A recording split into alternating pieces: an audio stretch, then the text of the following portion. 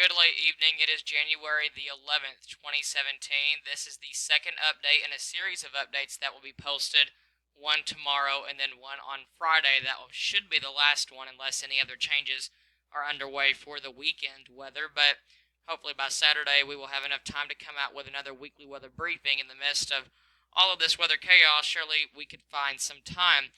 So the maps that you are going to be seeing tonight are fresh off of the press, as Bo Dodson says.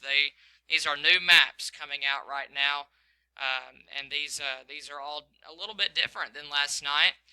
My forecast thinking last night with the GFS model, if you were watching yesterday or last night's update, you might remember me saying how the GFS model, I thought that it was going way too far north with its freezing line, 32-degree line. It was trying to trend so far north to where it was starting to become questionable if St. Louis was going to be seeing rain on Friday. And I told you that I think the GFS was going a little bit too far north with that. In fact, it might have been going way too far north. And in today's new guidance, it brought it way back south, even further south than its previous updates were before yesterday. And it's now having it all the way along the Ohio River and northward. So we're going to have to continue to watch these models as they are all coming in the next couple of days. This storm system is still off of the west coast. It is beginning to move on to the west coast, but the actual main part of the system as of this recording on January the 11th, around 8:30 in the evening, was still offshore. So we're watching to see when that becomes onshore, and when it does so, we will begin to see a little bit more model agreement. Right now, the models are still in chaos. They still don't know where to put this 32-degree line. The 32-degree line is going to be the big game changer on whether you see all rain and a cold rain or whether you see freezing rain and it causing some problems. So I'm not going to try and get into a whole lot of specifics. Yesterday evening's update, I tried to make it short, and that didn't happen.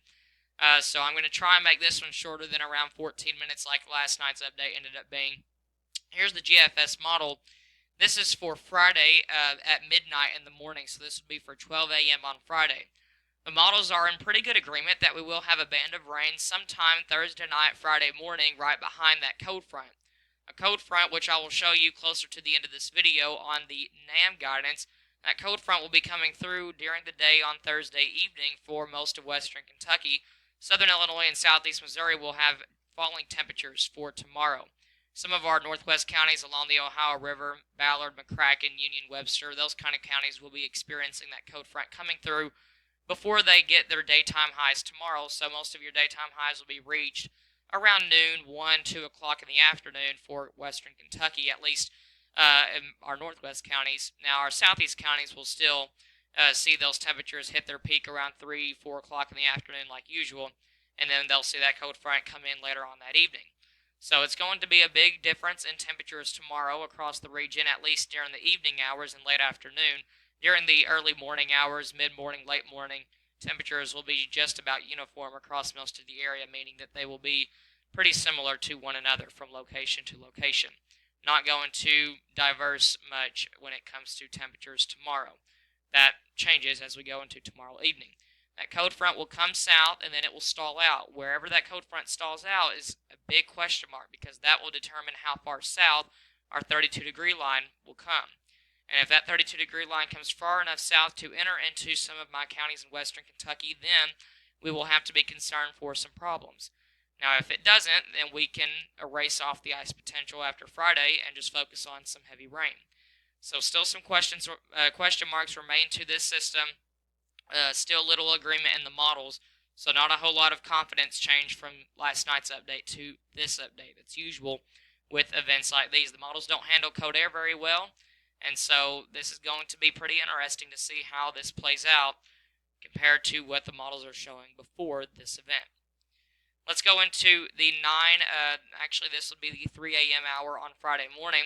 Models are in still good agreement that we still have that band of rain across our region, but what the models have done in the last 24 hours is they have begun to show a lull in the atmosphere, meaning that there will be a break in precipitation during the day on Friday. And this might happen to be when our temperatures are the coldest. We'll have to watch for that. We could have some patchy drizzle. It certainly will be cloudy, but we might have some patchy drizzle, and some patchy freezing drizzle is always never good. St. Louis had a freezing drizzle event back in the middle of December, and it caused some extreme problems. Some of those little bitty events that you hardly ever see coming are the events that are the most deadly or the most tragic, the most impactful. And so some freezing drizzle can't be ruled out if the temperature drops to 32 degrees on Friday afternoon. We'll see if the models continue to trend towards the idea of a precipitation lull on Friday afternoon. That is a possibility at this point. And then, as that stationary front begins to move back northward during the day on Friday, our temperatures will warm, and so we really only have a good chance for any kind of freezing rain or sleet on early in the day on Friday, say from about midnight Friday morning to around 12 in the afternoon, 12 p.m. around noon. That would be our best opportunity. Southeast counties, Bowling Green, those areas, guys, right now, it's just not looking very good for you if you're wanting some ice. The GFS model continues to show that freezing rain, sleet moving northward into St. Louis by the time we get to 6 p.m. on Saturday. I don't think we'll be dealing with any freezing rain or sleet by then, but I still have the time frame of freezing rain up to 6 p.m. on Saturday, just in case a couple of isolated pockets are at 32 and stay below 32. Sometimes that happens with events like these. Let's take a look at the Canadian model. This model, similar to the GFS on the idea of precipitation, not really precipitation type and where at, but it has a good idea on where that rain will be on Thursday night, Friday morning. Here is the noon hour on Friday. Now, the Canadian model holds the cold air around a little bit further than the GFS model. GFS model takes the cold air with it northward a lot quicker than the Canadian model does. That's something we're going to have to watch. Now, also notice how it brings the freezing line further south, about a county or two south of the Ohio River, and it has a little bit more widespread precipitation. Yesterday, it didn't have very much widespread precipitation when the other models did on Friday. Now it has more when the other models don't. And notice how it begins to lose that precipitation on midnight Friday night. It brings the lull a little bit further in the day on Friday. So the GFS model so far brings a lull, but it's during the Friday morning, Friday afternoon hours. And it doesn't bring the 32-degree line into western Kentucky. The Canadian model brings the freezing line into our extreme northwest counties, Ohio River counties, in western Kentucky, some Mississippi River counties, and it doesn't bring that lull up until Friday night and early Saturday morning. And so that is still something to watch. If that lull happens and we see our temperatures drop to about 32 degrees, then we're not going to have much impact unless we have some freezing drizzle. If we see the 32-degree line come down, and we see the lull not take place, and we see freezing rain, moderate to heavy bursts come through, then we'll have some greater impact. So a lot of questions still remain, and then it also brings that freezing line well to our north by Saturday and Sunday. Here's the NAM guidance. This is better for short range, so it is now that this NAM guidance is now in the entire event on Friday, we have a pretty good idea of what this is going to bring to us. Notice how it has it along and north of the Ohio River, not as far south as the Canadian model has it, and it shows that 32-degree line along and north of the Ohio River, and then we begin to see it also shifting northward by Friday night and Saturday morning. This is a temperature map. This is the NAM 3KM model. This is a experimental model that they have been running for this winter. So far, it's been doing a decent job. But there have been some mess-ups in it, but that's with every other model. But I wanted to show you the cold front that is going to be coming through, that sharp temperature gradient. This blue line is your 32-degree line. This line right here would be your cold front. Notice how it moves through. This would be at noon on Thursday. Notice how we're in the 40s, even some upper 30s in southeast Missouri, southern Illinois, while we're in the 60s in western Kentucky. That quickly changes by the 3 p.m. hour on Thursday. Some kids getting out of school, this would be putting Mayfield in the 40s, so warmer temperatures in the morning, possibly 15 to 20 degrees warmer in the morning than it is in the afternoon when you are getting off the bus or getting home. And notice how still by that evening, 6 p.m., portions of extreme southeast parts of West Kentucky are still ahead of that cold front, cooking in the 50s and 60s. The NAM 3KM model takes the 32-degree line all the way down into portions of Graves County. This is the most south model. This is as far south as it goes. It's trying to get it all the way down to parts of Wingo on 6 a.m. by Friday morning, and then it begins to shift further north by the time we get into the rest of Friday afternoon, Friday evening. It has those pockets of 32 degrees or lower, so we'll have to watch that very closely. Let's see, I wanted to take you a look at the NAM 4KM model and what it is showing as well.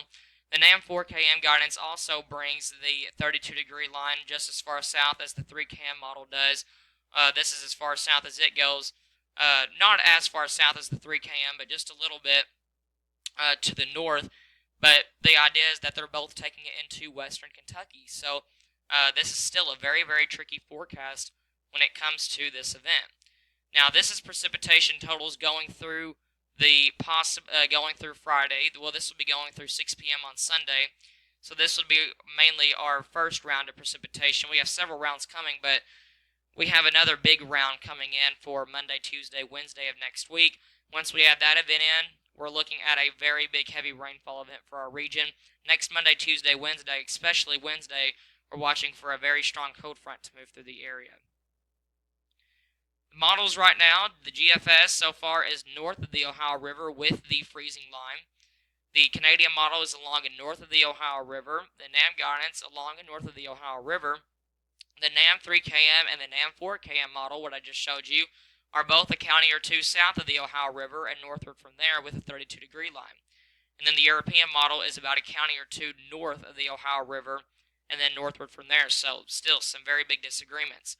The forecast so far is for the coldest temps to be Friday from 12 a.m. through 6 p.m. We might have to shorten that time frame from 12 a.m. to noon. Temperatures could drop to as low as 33 to 37. I did drop those temperatures by a degree for the Ohio River counties and then a county or two southward from there. Temperatures will warm into the 40s as you work your way closer to Bowling Green, Kentucky. Precipitation lull is possible on Friday. About a half inch to 2 inches of rain area-wide from now through next Sunday, and then additional precipitation after that. Less than a tenth of an inch of ice of freezing rain, sleet will occur, and that is if we see ice. So, still some question marks. I'm not saying we're going to have a tenth of an inch of ice, but if we see ice, that's probably the most that we'll get. Road temperatures are warm. Remember, we're in the 60s right now, right ahead of this event, so it will take temperatures on the road or the pavement a while to cool down, and if we don't have temperatures cold enough for freezing rain for longer than 4, 5, 6 hours, then there's a good chance that we have freezing rain falling, but it's not going to make the roads bad because they will be warm. So we'll watch that very closely also. All rain as of this update, which was issued today on January 11th, 2017. Right now I'm still holding with all rain. Temperatures will warm and precipitation chances will increase for Saturday and Sunday, Friday night as well. Another updated video will be coming out tomorrow evening, probably not as late as 8:30, 9 o'clock, but another update will be coming out tomorrow with some fresh maps. Hopefully we will have a better idea for this event by tomorrow.